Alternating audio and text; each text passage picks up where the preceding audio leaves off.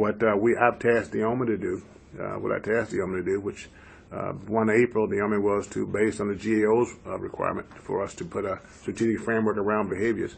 I asked the Army to, on 1 April, to give me an implementation plan of how they plan to do that, to get the GAO principles for that align with the Center for Disease Control prevention principles, how they're going to align those kind of behaviors in the prevention frame as far as EO practitioners are concerned. So the Army gave me a plan. I think it's a good, solid plan. The services will be involved, of course, going forward. I just got it from the Army a couple of weeks ago. And it's a very aggressive plan, but I think we can get that from here. But the point is, as we put all our policy documents out, obviously I know you're thinking about what resources in your component, in fact, is doing the work on the ground. The key, though, is that we have to ensure that they all are properly trained.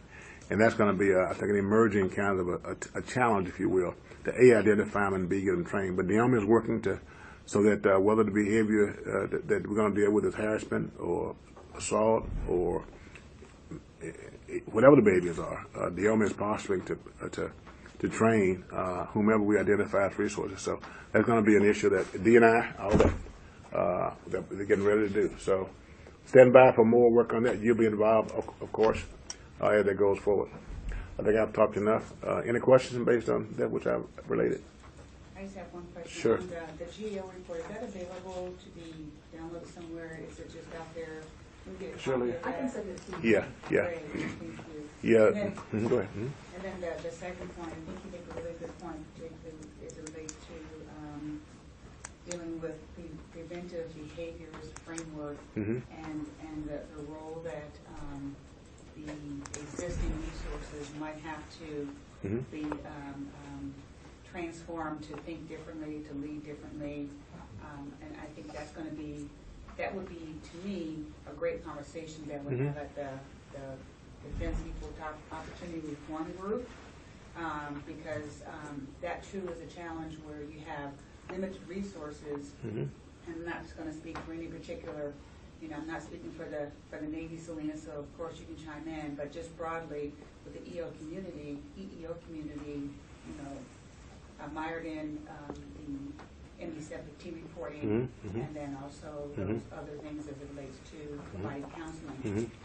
To do the prevention framework is going to require a different kind of skill set, or expanding the skill sets on the civilian side. I know that the Navy has done a great job in transforming the way we think and how we provide services, but I do know that the existing resources today that are doing EEO are already stretched thin. So if you're talking about preventive measures, that too is going to be something that might be more taxing our resources, but I think a great conversation we had at that higher level MNRA conversation. Sure. What the Army is working now in response to the GAO direction is for military skill sets. But the DOR is the reason why the DOR stood up, because there's a recognition that this has happened on the civilian side as well. So the DOR is established to again identify gaps and work towards filling them. So this will be a good conversation. And Dr. Van Winkle has already met with Ms. Penrod and had a kind of agreed on the way ahead.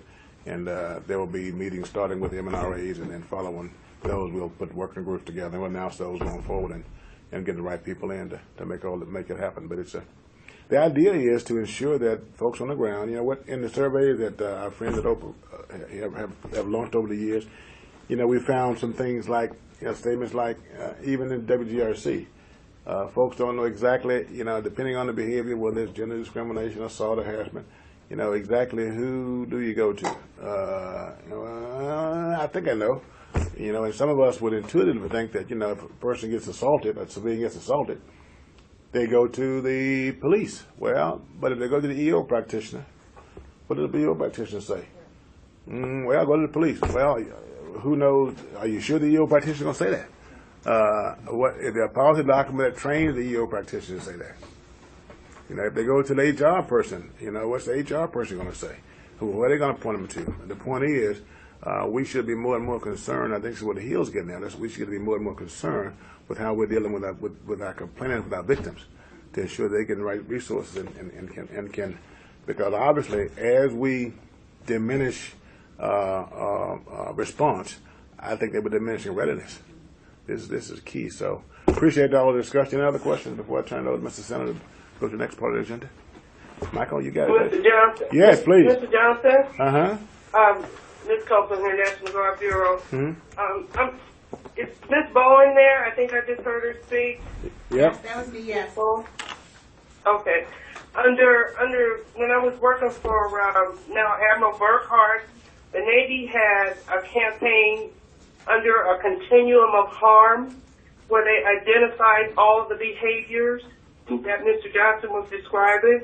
And I believe the Navy already has a strategy in place for addressing those. So you may want to revisit that with Captain Eckhart. I'm not sure if she was there when they initially stood up the continuum of harm for the Navy. Mm-hmm. Well, the continuum of harm concept, Shirley, is a well-adapted concept in DoD.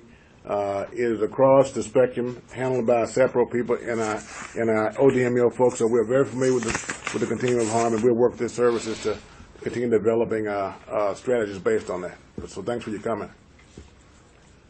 Mr. Senator? Yes, thank you, Mr. Johnson, for your opening remarks, and good morning to everybody. For those on the phone, I'm Mike Sena. I'm the Deputy Director in the Office of Diversity Management and Equal Opportunity. On the screen, we have the DDWG objectives.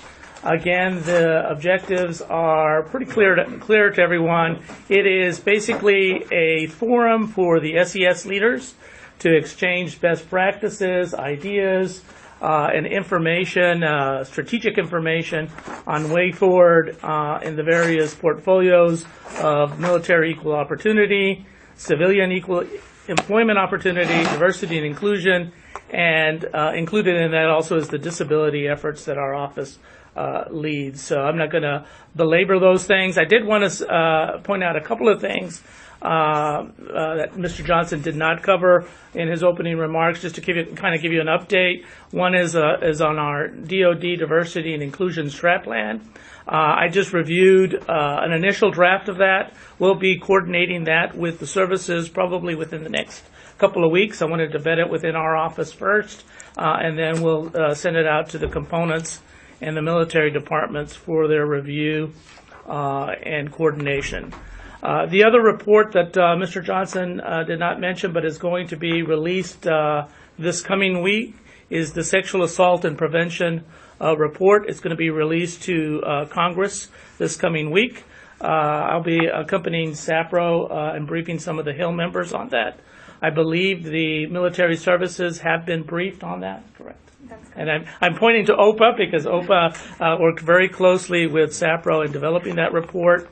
One of the key messages that I think that we all need to know is even though sexual assault reports are up, the prevalence rate is continuing to trend down.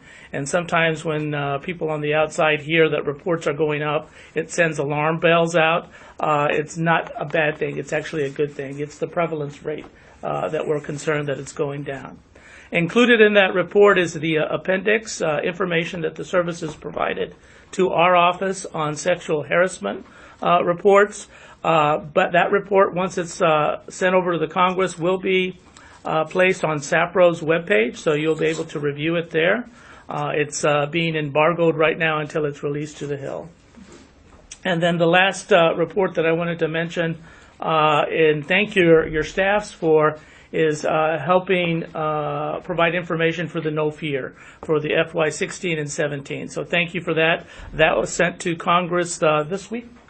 Half went yesterday, the other half's going today. Okay. So thank you, Candace, for that. We had a very productive EEO directors meeting last month. So I really appreciate your help and good diligence on that.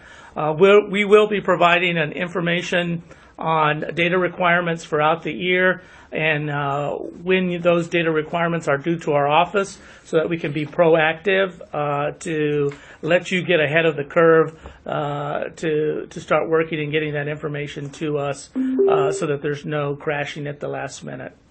And I wish I could stay for the remainder of the meeting, sir, but I've got another meeting. So thank you so much.